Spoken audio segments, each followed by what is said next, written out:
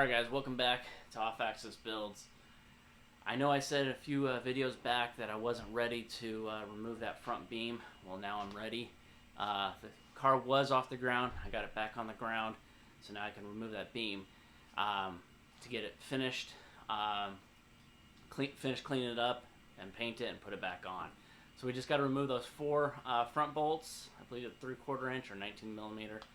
And then remove the brake lines, and the whole assembly should just roll right off. But first, I need to put some blocks underneath the frame of the car. So let's go ahead and get those blocks and get my jack out and start getting it up off the ground in the front so I can get that beam off. Remember guys to like, comment, subscribe, hit that little bell for upcoming notifications, and any new subscribers that have joined me, thank you, and to all my old subscribers, thanks for following me. And a lot more to come on this guy. Alright guys, let's get going.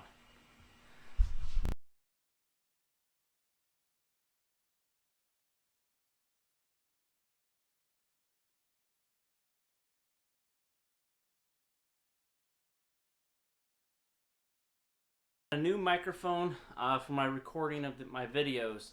It's a Baja microphone. Okay, comes with a nice little windscreen. Comes with a clamp, and then obviously the mic. It comes with a cable to go to an older iPhone. Okay, if you're going to use this for the newer iPhones that don't have the earbud plug, you're going to need to get an adapter. And this adapter, I got this one at JSOX, I guess. I don't know.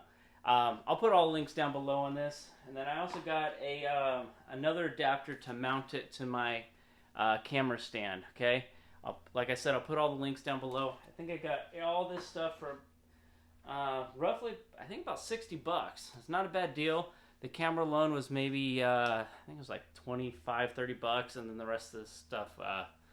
Actually, no, I think it was less than $60. I gotta take a look at that. The links will be down below. So this is the first video that I've done with this microphone. I hope it turns out well. We'll see. And then I'll also put a link on my next video so you guys can actually see it in work on the car, you know, at a distance, because right now I'm roughly about 2 feet away, 3 feet away from the camera. But working on the car, I can be anywhere from 3 feet to 10 feet away from the camera sometimes. It all depends on what I'm doing. And also, what's nice about that little windscreen, records well outside. It's supposed to stop, I guess, the wind noise and pick up more of your voice. So we'll see how it goes. Anyways, check out the links below.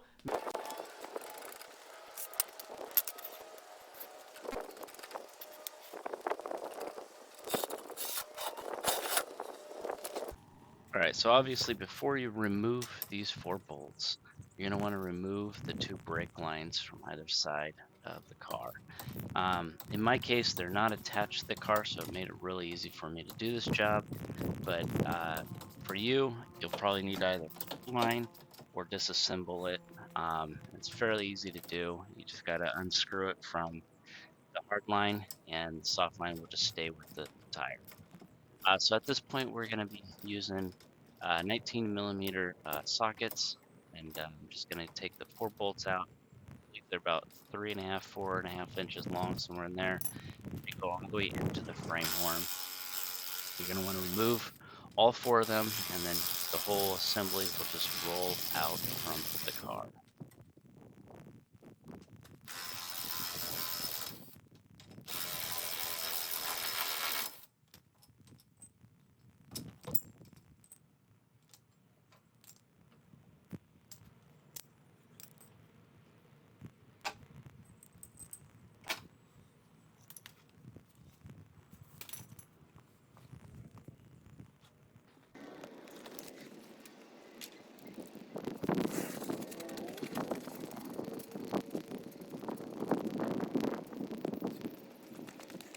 Alright guys, so now I just need to remove the shocks, tape off, or not tape off, put a trash bag over each tire, and then just finish cleaning up all the grease, spray the whole beam, and then I can roll it back in place. Alright, so now that I've removed the front beam, I'm going to go ahead and start sanding down the location where the beams mount.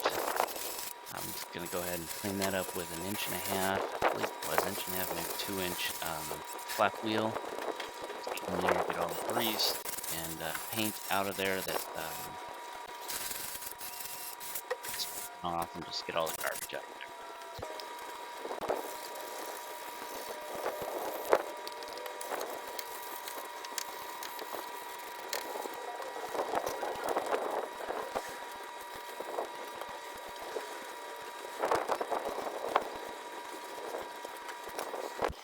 Alright, so here I'm just going to be putting the 2 shocks and the sway bar. I just want to get this beam before I can start sanding down and painting this guy.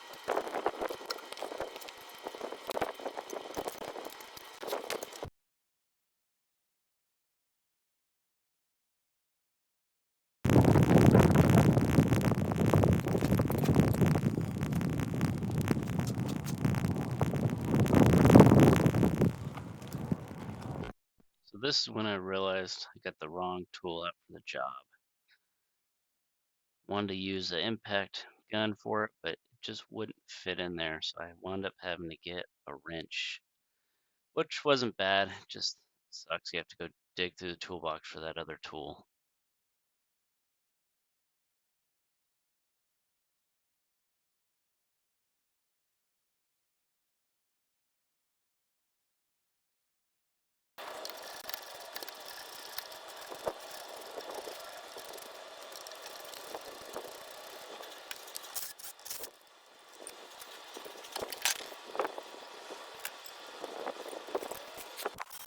Alright, so here we'll just do a quick sanding to the beam, get off any flakes of paint, or any rust, or anything that's still sticking to the beam that doesn't need to be there, like grease, just anything.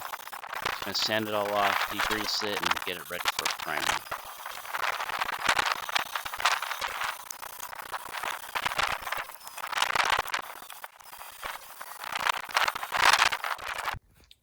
Alright guys, so I wanted to make a little cover plate for this section right here.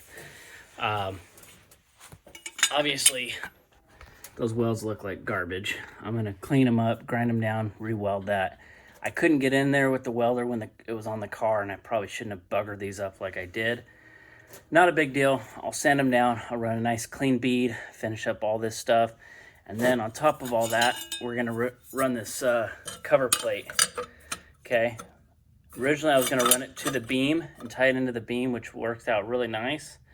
But it leans it, and I'm not happy with it. So if I come to this little notch right here, I don't know if you can see that little notch, I can actually get it up underneath the lip, which would be nice. I just need to cut it about 3/4 of an inch shorter all the way down on both of them. So I think that's the plan for that. But first I need to run a few nice clean beads underneath here, clean all this up before I cover it up, okay? I'm not too happy with that. Like I said, it's all boogered up, and we'll clean it up and make it look good. So let's go ahead and get this thing cut down to size. Alright guys, so I know the easiest route would be to just lop this off about 3/4 to 1 inch. That would definitely be the easiest route, but I think what I want to do is encase that whole thing a little bit more. So what I'm going to do is just elongate this hole so I can go around the beam a little bit more and let this come down the beam. I think that'll just look a lot cleaner. So what I'm going to do is go ahead and clamp it. Now we want to make sure that it's square.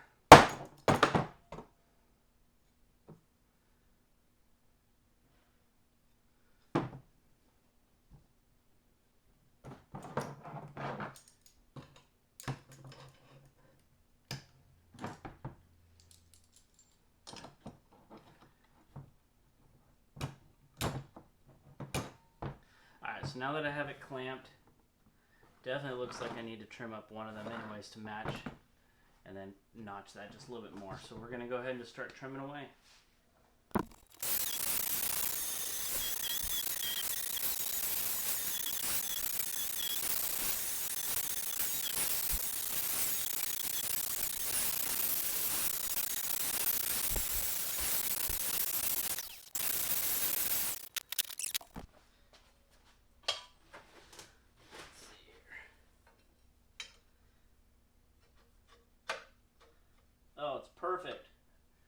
I can run a bead through there, and then run a bead here, and actually run a bead there. I don't have to bend it. Before, when it was sitting up here, I was going to have to bend this down.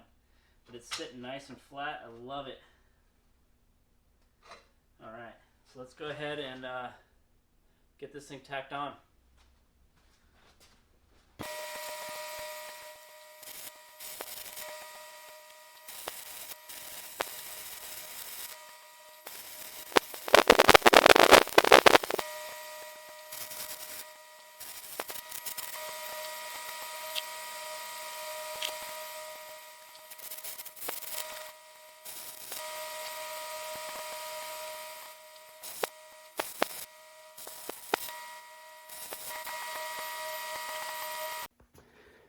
Alright guys, so I got those welded up.